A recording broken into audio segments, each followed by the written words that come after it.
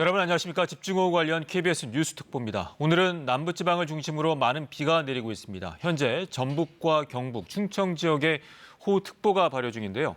비는 점차 전국으로 확대가 돼서 내일까지 최고 300mm의 폭우가 내릴 것으로 예보됐습니다. 특히 많은 비가 이미 내린 만큼 침수와 산사태, 축대 붕괴 등의 우려가 있습니다. 각별히 주의하시길 바라겠습니다. 집중호우 소식은 잠시 뒤 전해드리고 먼저 코로나19 현황부터 알아보도록 하겠습니다. 지금 현장에서 브리핑이 시작이 되고 있는 것 같은데요. 현장으로 바로 가보도록 하겠습니다. 윤남, 고, 경희 통역사의 수호 통역이 제공됩니다. 먼저 김강리 보건복지부 차관이 코로나19 대응 방안 등을 설명하겠습니다.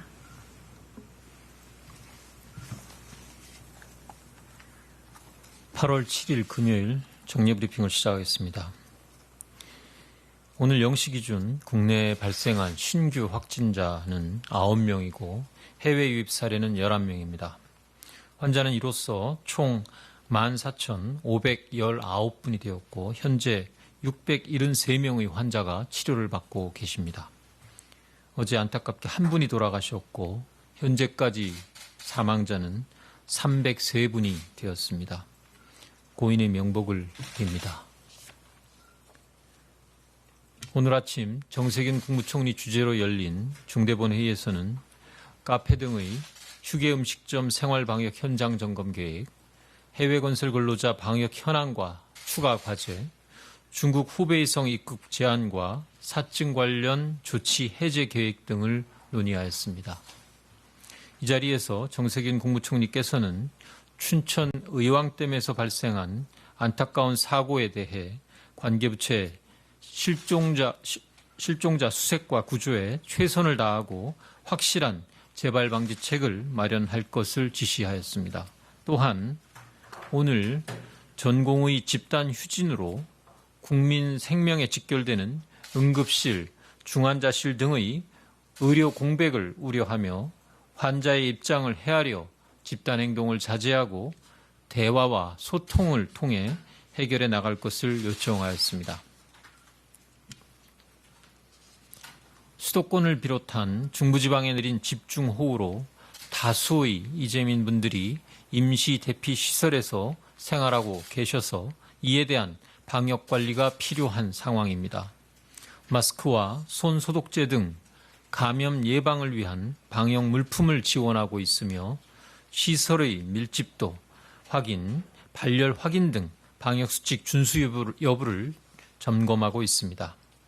수해 지역의 수인성 질환 등 감염 예방을 위해 살충, 살균, 소독 등 방역 활동도 강화하였고 응급의료 비상체계도 유지하고 있는 상황입니다. 이외에도 현장에서 안심버스를 운영해서 이재민에게 심리상담과 피해 가구에 대한 긴급복지 지원 등을 지원하고 있습니다. 카페의 생활방역 지침과 현장 점검 계획에 대하여 말씀드리겠습니다. 정부는 어제부터 카페 방역 지침을 음식점 방역 지침과 별도로 분리하여 수칙을 강화하였습니다.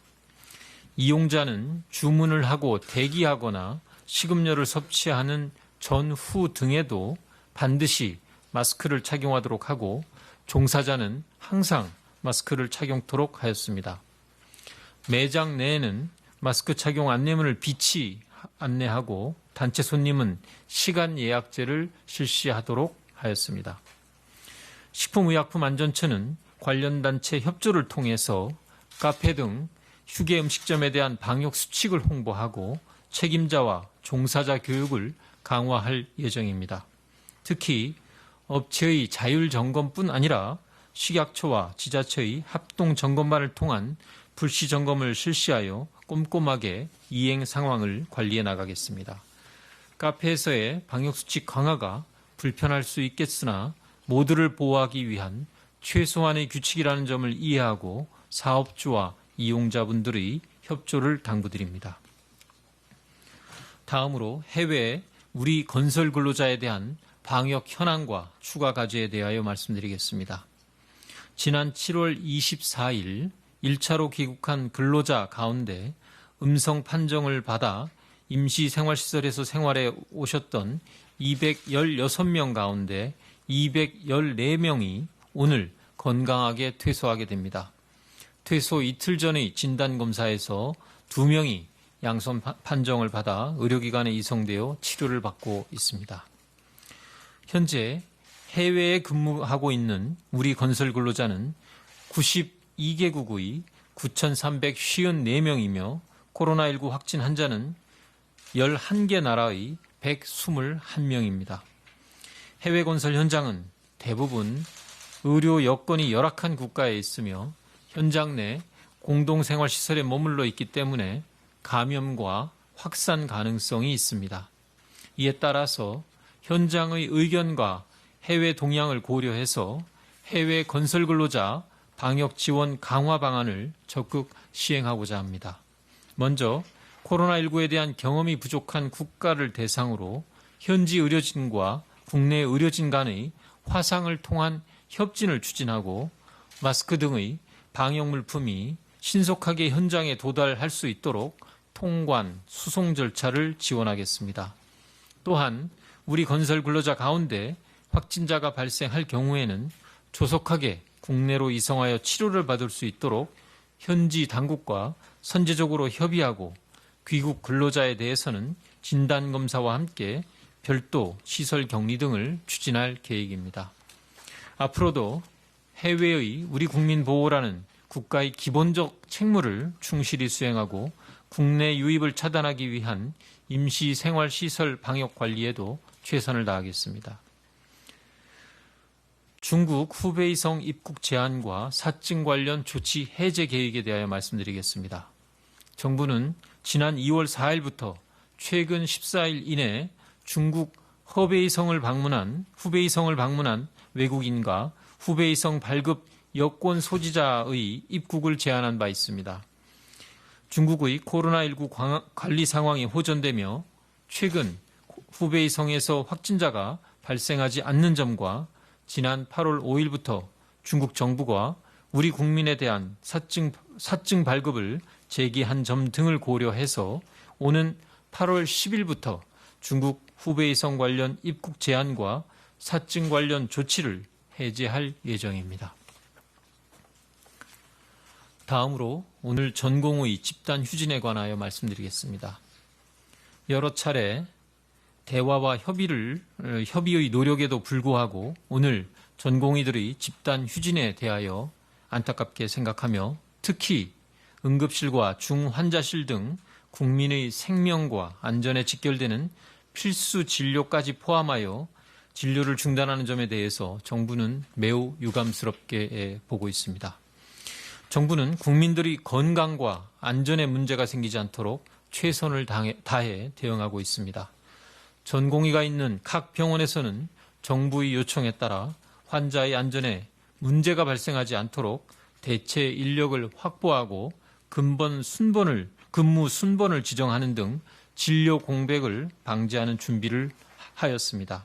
특히 응급의료기관은 차질 없이 운영되도록 근무 인력을 확보하게 조치하였고 응급의료정보센터 홈페이지와 응급의료 정보 제공 앱을 통해서 진료 상황을 확인하실 수 있습니다. 오늘 오전에는 국무총리 주재로 관계부처 장관회의를 개최해서 지방자치단체와 각 부처 소관 의료기관 등에서 비상진료 체계가 차질 없이 시행되도록 하고 관계부처 간 협조를 당부하였습니다. 정부는 의료기관에서 문제가 발생하지 않도록 현장을 모니터링하면서 의료기관 이용 불편을 최소화하도록 국민들의 건강과 안전에 위해가 없도록 철저히 관리할 것입니다. 의료인 여러분들께도 다시 한번 말씀드립니다. 의대 증원 문제와 무관한 환자들이 억울하게 피해를 볼 수 있는 극단적인 방식 대신 대화와 소통을 통해 의료 현장의 문제를 해결해 나갈 것을 간곡히 요청드립니다. 정부는 의료계에서 제안하는 지역의료의 육성과 의료 전달 체계의 개선, 전공의 교육, 수련 환경 개선 등의 필요성을 공감하고 있으며 의료계 등 각계의 의견을 수렴해서 개선 방안을 수립해 나갈 계획입니다. 정부는 이미 지역 가산 제도와 지역 우수 병원 등을 통한 지역 의료 강화 방안을 제시한 바 있으며 의료계와 협의를 통해 보다 나은 정책을 마련해 나가기를 희망합니다. 전공의 협의회와는 이미 소통협의체 구성에 합의하여 전공의 교육 수련 환경 개선과 이에 대한 지원 방안에 대한 논의를 이어나갈 예정입니다. 또한 대한의사협회에서 요청한 소통협의체 제안을 수용해서 협의체를 구성해 보건의료 발전을 위한 의료계의 제안과 개선 사항을 함께 논의할 것을 재차 요청드립니다. 국민의 건강과 환자의 안전을 지키는 것은 의료계와 정부 모두의 공통 사명입니다. 어떤 경우에도 국민의 건강과 안전이 위협받아서는 안 되며 특히 아프고 약한 환자들이 피해를 보는 일이 있어서는 안 될 것입니다. 코로나19와 수해로 모든 국민이 힘들어하고 있는 상황에서 국민들에게 피해를 줄 수 있는 집단행동보다는 대화와 협의를 통해 함께 문제를 해결해 나가기를 희망합니다. 감사합니다. 지금부터 질의응답 시간을 갖도록 하겠습니다. 네, 중앙재난안전대책본부의 브리핑 들으셨습니다. 이어지는 질의응답은 KBS 유튜브 라이브를 통해 보실 수 있습니다. 이충원 의학전문기자와 함께 브리핑 내용 정리해 보도록 하겠습니다. 자, 앞서 이제 브리핑을 바로 연결하느라고 확진자 현황을 정리하지 못했는데 오늘 이제 20명이 발생을 했죠. 좀 정리를 해주시죠. 네, 20명 중에 국내 발생이 네네. 9명인데 서울 6명, 경기 3명, 그러니까 수도권에만 국한됐습니다. 해외가 11명이고요. 현재 673명이 격리 치료를 받고 있는 상황에서 위중 네. 중증 환자는 18명입니다. 사망은 한 분이 늘어서 303명, 치명률은 2.09%를 보이고 있습니다. 이렇게 이제 현황을 보면 국내 발생은 좀 소강 상태를 보이고 있다. 이게 평가가 됐지만 네. 또 서울에서는 또 산발적으로 발생하고 있는 상황입니다. 알겠습니다. 자, 오늘 브리핑 보니까 지금 이제 집중호우로 이재민 분들이 많이 발생을 해서 임시 대피 시설에 계신데 아무래도 많이 모여 계시다 보니까 이 방역에 관련된 얘기도 좀 언급이 됐어요. 사실 대피 시설에 네. 이제 임시이기 때문에 그렇죠. 밀집도가 높을 수밖에 없습니다. 그렇습니다. 그런 만큼 이제 모이게 되면 코로나19 발병 가능성이 상당히 높아지기 때문에 방역 관리를 좀 강화하겠다 이런 얘기도 했고요. 네. 또 아무래도 이제 수해도 일종의 이제 재난이지 않습니까? 그러면 맞습니다. 외상후 스트레스 장애 같은 게 생길 수가 있습니다. 그래서 네. 안심버스 등을 준비를 해서 심리 네. 상담도 제공을 하고 또 긴급 복지도 지원하기로 했습니다. 네. 자, 지금 현재의 그 확진자 현황들을 보면 주로 이제 경기 고양의 교회하고 또 카페, 서울의 이제 커피 전문점 같은 경우 문제가 됐었는데요. 관련해서도 이제 카페에 대한 방역 지침을 만들어내 음식점과 별도로 운영하겠다라는 언급이 있었어요. 일단 최근에 이제 네. 날씨도 상당히 덥고 그러다 보니까 카페에 많은 분들이 모여 있는 경우를 네. 상당히 많이 볼 수 맞습니다. 있습니다. 그래서 카페 방역 지침을 좀 강화를 해서 주문을 하고 또 대기를 하고 또 식음료를 섭취하는 전후에 모두 마스크 착용을 의무화하기로 했습니다. 네. 사실 이게 이제 쉽지는 않은 일일 것 같은데 그렇죠. 얼마나 이제 실제로 네. 실천이 될지 잘 모르겠습니다만 일단 당국은 불시 점검도 시행을 해서 이걸 네. 계도를 해나가기로 했고요. 또 단체 손님들 중에 발병한 경우가 있었지 않습니까? 그래서 그렇죠.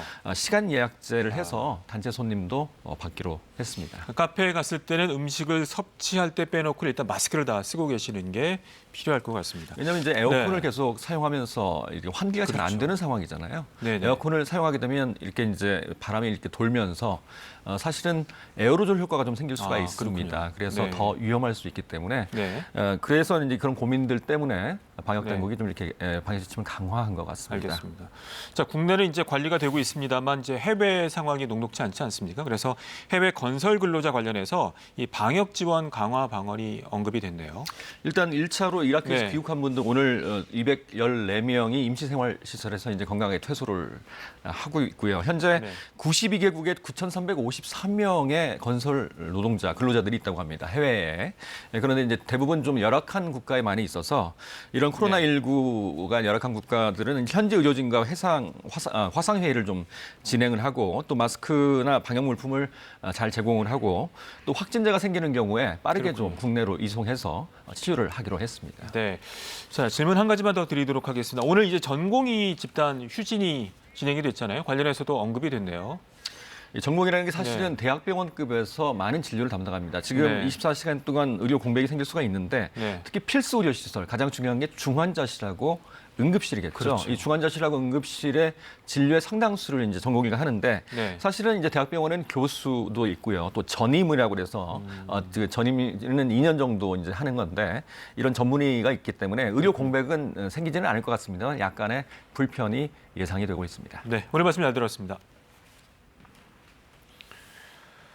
지금부터는 집중호우 소식 전해드리겠습니다. 현재 전북, 전주와 익산 등 8개 지역에 호우경보가, 나머지 지역에는 호우주의보가 내려졌습니다.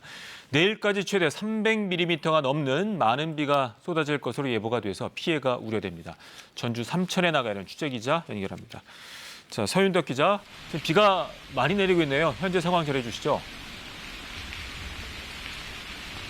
네, 이곳에는 굵은 장대비가 쏟아지고 있습니다. 제 뒤로 보이는 하천이 많이 불어난 모습도 볼 수 있는데요. 하지만 아직 다리 아랫도로의 차량 통행은 정상적으로 이뤄지고 있습니다. 전북 전체로 보면 전주와 익산 등 곳곳에서 집중호우가 쏟아지고 있습니다. 오늘 새벽부터 지금까지 내린 비의 양은 진안이 72.5mm로 가장 많고 무주 52, 익산 51.9, 군산 47.6, 전주 28mm 등입니다. 전주와 익산 등 8개 지역에는 호우경보가, 나머지 6개 시군에는 호우주의보가 내려졌습니다. 예상 강수량은 내일까지 100에서 200mm, 많은 곳에는 300mm 넘는 비가 내리겠습니다. 곳에 따라 돌풍과 천둥 번개를 동반한 시간당 30mm 이상의 집중호우가 쏟아지겠습니다. 남원과 무주, 장수에는 산사태 주의보가 내려져 있습니다. 이미 많은 비가 내려 지반이 약해진 상태라 산사태와 축대 붕괴가 우려됩니다. 저지대와 농경지 침수 등에도 대비가 필요합니다. 또 계곡물이 갑자기 불어날 수 있으니 주말을 맞아 야영 등 바깥활동을 계획하신 분들은 주의하셔야겠습니다. 지금까지 전주 삼천에서 KBS 뉴스 서윤덕입니다. 강원도 춘천 의암호의 선박 전복 사고와 관련해서 실종자 수색 작업이 이틀째 계속되고 있습니다. 한 명은 숨졌고 나머지 5명은 실종된 상태인데요. 현장 취재기자 연결합니다. 자, 박성은 기자, 오늘 수색이 재개된 지 5시간이 넘었는데 새로운 소식은 없습니까?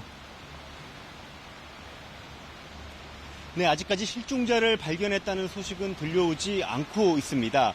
오늘 오전 6시부터 실종자에 대한 수색 작업이 재개됐는데요. 저희가 지금 나와 있는 강원도 춘천시 의암댐 하류 북한강변이 바로 수색 대상 지역입니다. 하지만 수색 환경은 만만하지 않습니다.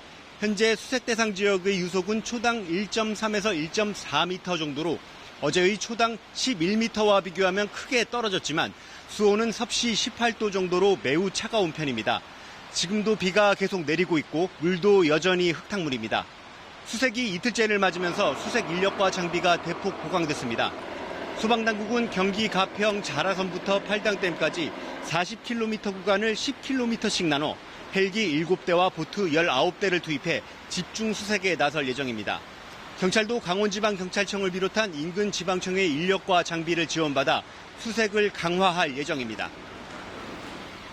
자, 그리고 이번 사고의 원인을 놓고도 논란이 일고 있다고요? 네, 그렇습니다. 실종자 가족들은 폭우가 쏟아지는 상황에서 춘천시에 무리한 업무 지시가 있었던 게 아니냐는 의혹을 아주 강하게 제기하고 있습니다. 3시간 전쯤 이재수 춘천시장 등과 가진 브리핑 자리에서도 이런 지적을 쏟아냈는데요. 누군가는 이번 사고에 책임을 져야 한다고 주장하고 있습니다. 사고를 당한 춘천시 직원은 당시 휴가 중이었는데 나와서 일을 한 게 시에 누군가가 지시를 한 게 아니냐는 겁니다. 실종자 가족들은 현재 정확한 사고 원인 규명과 경찰 수사를 촉구하고 있습니다. 정세균 국무총리도 어제 사고 현장을 방문한 자리에서 폭우 속에서 수초섬을 고정하겠다고 작업을 한 것은 판단을 잘못한 것이라고 지적했습니다. 이에 대해 춘천시는 수초섬이 떠내려가는 보고는 받았지만 그냥 떠내려가게 내버려두라고 지시했다며 사고 과정에서 상부 지시는 없었다고 밝혔습니다. 또 실종자 가족들에게 위로와 사과의 말을 전하기도 했습니다. 지금까지 강원도 춘천시 남산면 의암댐 하류에서 KBS 뉴스 박성훈입니다. 이번엔 서울 한강 상황 알아보겠습니다. 한강대교에 내려진 홍수주의보는 해제가 됐지만 여전히 한강 수위는 높은 상태를 유지하고 있어 서울도로 곳곳은 통제 중입니다. 서울 한강공원 역시 전면 출입을 금지하고 있는데요. 이 동작대교에 나가 있는 취재기자 연결하겠습니다. 자, 이세준 기자. 자, 뒤로 보이는 것이 잠수교인데 아직도 물에 잠겨 있네요. 한강 상황 전해주시죠. 네, 그렇습니다. 이곳 동작대교에선 잠수교를 한눈에 내려다 볼 수 있는데요. 잠수교 윗부분은 조금씩 보이고 있는데 아직 대부분 물에 잠겨 있는 상태입니다. 오전 10시 반 기준으로 잠수교 수위는 9.5m입니다. 어제 최고 11.5m까지 오른 것에 비하면 수위가 많이 내려간 건데요. 비도 거의 오지 않았고 팔당댐에서 내보내는 물의 양도 줄어들고 있기 때문입니다. 다만 아직 초당 10,000톤이 넘는 물을 내보내고 있어서 잠수교 수위가 급격하게 내려가긴 힘들 것으로 보입니다. 자, 이번엔 도로 상황 알아보죠. 통제 구간은 어느 지역인가요? 네, 오늘 아침 출근길도 도로가 통제돼 극심한 정체를 겪으셨을 텐데요. 한강 수위가 내려가면서 차량 진입이 금지된 도로들도 조금씩 통행이 재개되고 있습니다. 우선 올림픽대로의 경우 동작대교에서 반포대교까지 통제가 풀렸고요. 가양대교에서 동작대교까지는 아직 진입이 불가능합니다.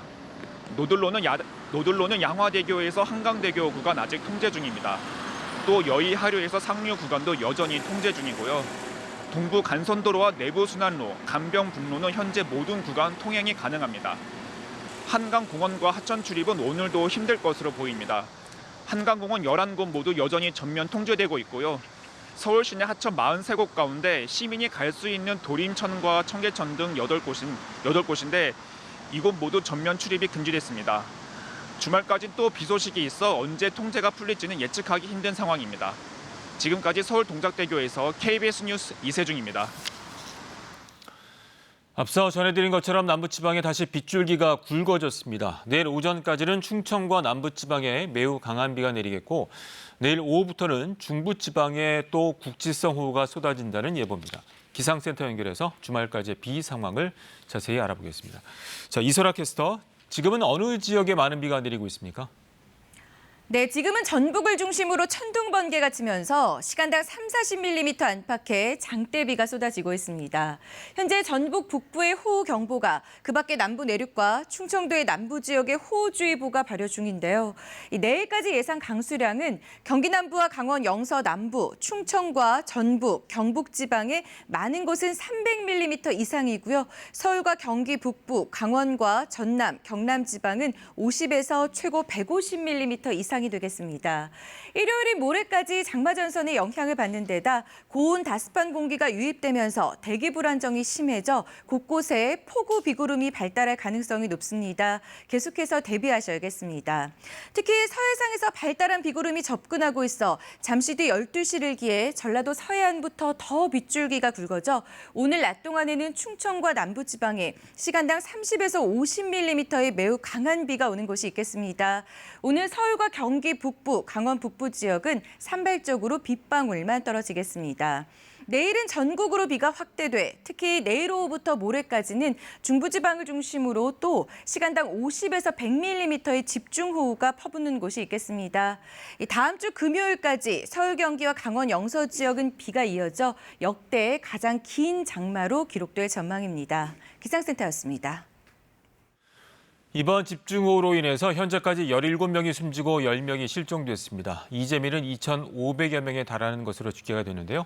정부는 특별 재난지역 선포에 속도를 내고 있습니다. 이번엔 중앙재난안전대책본부로 가보겠습니다. 이승우 기자, 먼저 공식 피해 집계 현황부터 전해주시죠.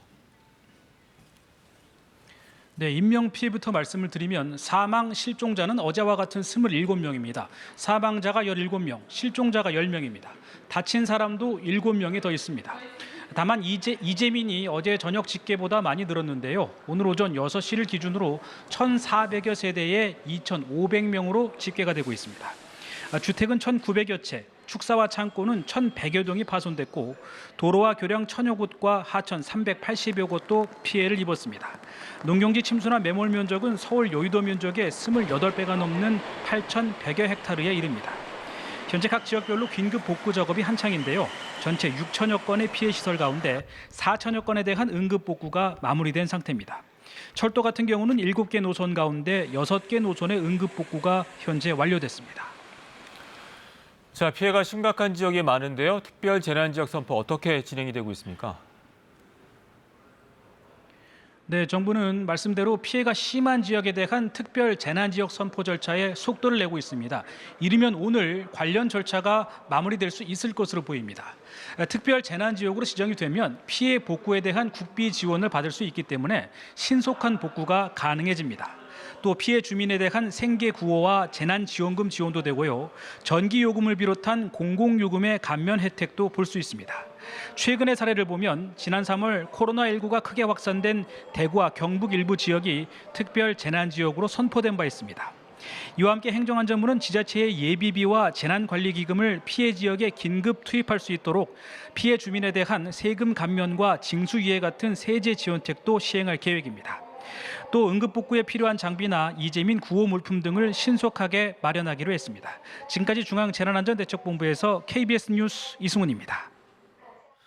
어제 임진강의 수위가 역대 최고치를 기록하면서 주민들이 긴급 대피했는데요. 어제 낮부터 물이 빠지면서 수해 상흔이 고스란히 드러났습니다. 주민들은 최악의 물난리에 할 말을 잃었습니다. 경기 북부 지역의 수해 마을을 황지루 기자가 다녀왔습니다. 지붕만 보이는 비닐하우스, 호수처럼 보이는 밭.